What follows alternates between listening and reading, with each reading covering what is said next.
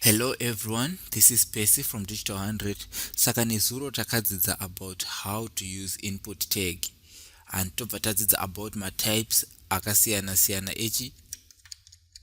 input tag. Tikataura kuti pamatype pana tine attribute type yatakati say, for example, pana tinotora type submit, tine type text. Tikataura about type password nemamwe matype akasiyana siyana like type number.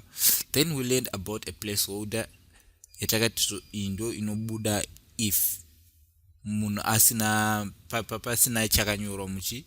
For example, if we clear this, you see kuti placeholder ihando irudi iribuda, ndo zvimwe zvatakadzidza nezuro.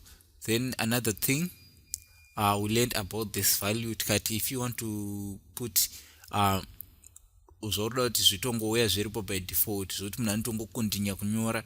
In this case tobva tashandisa iri phone number. Tikati zvokuda kugara wakatoisira munhu code kudhara handu patakati unobva washandisa value so that a person anosvika achitongotanga kudi kunyora hand. Okay, saka in this video we want to learn about applying mass styles on this input. Ndo zvatoda kudzidza this lesson. Saka at first I'll teach you how to let us just put maybe a border. We come and we use input tag like zvataita out. You can style, you can use input tag, you can use a tag as a selector. Saka ntauya panapa chatakuita takunyora kuti let us put a border. Timboona border redu semisiro takarita kubutton ndo the same way, and the same foot applies kana uchida kuisa border pa div. But now regedza itishandisa apa tobva tati solid, tobva tari pa color ye main color yedu website. So if I come here website kwedu, pane this thing that I want to show you. You see this border is applied on both the input, the text input, no varaiso pachi pa submit input. Why is this? Because if you check here, it's input. Hatina kuisa riri button, tarisa riri what? Tarisa riri input. And which means the chese chungoya chichistyle what? Chichistyle input is gonna apply to what? To the button as well, because it's input, the submit button. So how do you select? Let's say we just want to put these inputs on what? On the text part only. We don't want to affect the button. Maybe we want to style the button on its own. Tichanza styles atakambodzidza ku that video. So you come here ku CSS kwako. Instead of just saying input, we can select the type of the input that we want to style. So how do we do that? We put my square brackets like this, and then mukati ovonyora type crowd. We want to select the type of this, and then to vatesa equal sign type to select the type text, and we save. Then if we go back, you see that now the button is not styled. What is styled is our input. So now you see kanata klika kunze kuno, that's when you set the border. But tikadai so takona a border of black. How is this happening? It's because pana pata style inongonzi border chet, pane inonzi outline border again. And so let us go and check outline. So takamboitora futi tiri ku button kuti saka outline yedu tikauya panapa toda kuipa same color ye maybe in a darker version. So if you just come and highlight pamusoro pe color kana uchansa VS Code ukadai, so you can choose a color toda kuti ite a bit dark like this, but iri blue iyo. And okay, so if we save and come back, you see now kuti it's a bit darker. Maybe darkness yacho haisunyatsooneka. Let us make it darker, more darker, I guess, like this. Let me save first,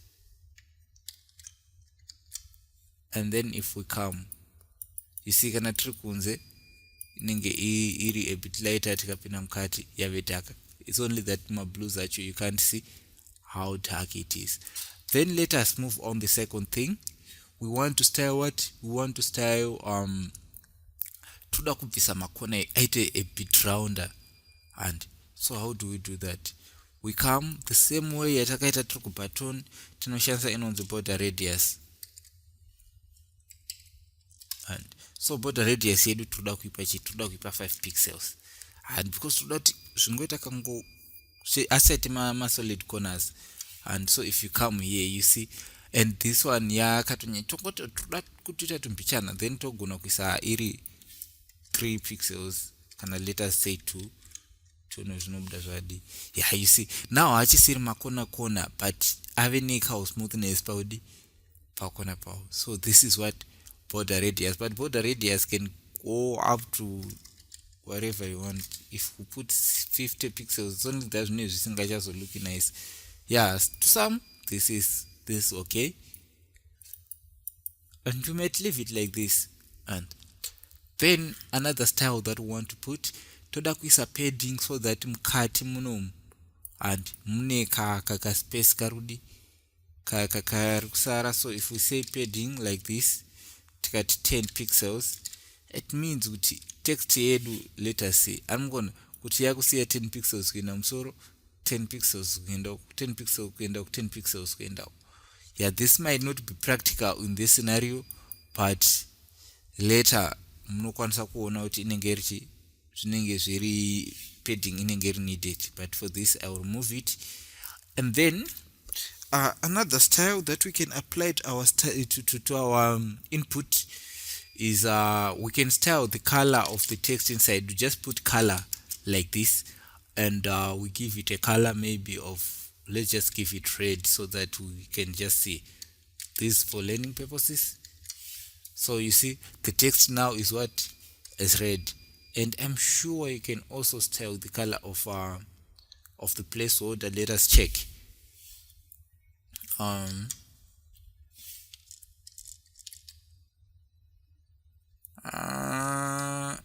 no longer sure how to do that. I'll check and I'll confirm with how you can do that. Okay, mangma styles atinokwanisa kuisa papa ndapa. We can put a lot of styles, but taisa outline, taisa border, taisa. Yeah, I think mangma styles tichamadziza as we move forward, because you can apply as many styles as you want. You can change the background color if you want. Let us see. Tikauya panapa tikati background color, tobva taiti kana kuti yellow, just for the sake of learning. If you come, you see any background color of what? Of yellow. So mchana to most of my styles mangu anenge asingango apply background color mkaona takaisa ku konzochi, takaisa ku board kwedu kuno takaiti takamboishandisa iri kuboard pataidzidza tikaisa saka background color ino apply pakawanda, color ino apply pakawanda noisela text. Chimwe chinhu chatinokwanisa kuchinja panapo, we can change the width. Let's say toda kuti ichifile pesa apa this input box, and then we can come and say width. So width so far tatakadzidza tichishandisa mapixels, but width in a similar way you can use it using my percentages. Kuti for example pana ndoda kuti ifile 100% ye this window, kana kuti uroda kuti ngoifila 50% kana 40%, saka you can use my percentage. Saka in this case let us say we want it to feel 100% like this, and we save. You see now we are kubva ku this corner kusvika kwati ku this corner. Remember takaisa padding apa, so that's why maybe muchiona kuti aina kuzosadza zviri fufu, ichatofoswa kuya kuzasi. Let's say single papa this case yokuti ichafoswa kuya kuno kuzasi uko kuchi submit. Let's say toda kuti pachinouya kuno kuzasi kwacho zvisagumanise zvazvakaita izvi, we can put again pawidth pazasi pawidth we can put margin like this, and then let's say tongoti 10 pixels, right? And we save. So you see now yava kuya kunozasi, but you see pana picha ku affecta chinhu. Saka patata 100% paipai zvokureva kuti iyo iringo calculate width yekubva panapa kusvika kuno kusamai tikaisa margin kuno kutawedzera margin ye 10 pixels inopushira kuenda mberi, but haichinje width. Saka muri kuona kuti kuno kuyadi yakudarikira zvoti pato ne scroll bar rinoya kuno, because yadarikira kumberi tichadza how to fix all those things. And saka ndizvo zviripo painput. Input you can style it as many times as you want. Unokwanisa kuisa mastyles akawanda, but mazhinji acho tichimadzidza patinenge takugadzira zvinhu zviri practical uchinambe tichigadzira our social network. Saka thank you for watching this video. Tozoonana next video tichidzidza more about our social network. Saka more subscriber kana mamusati. Thank you. See you in the next video.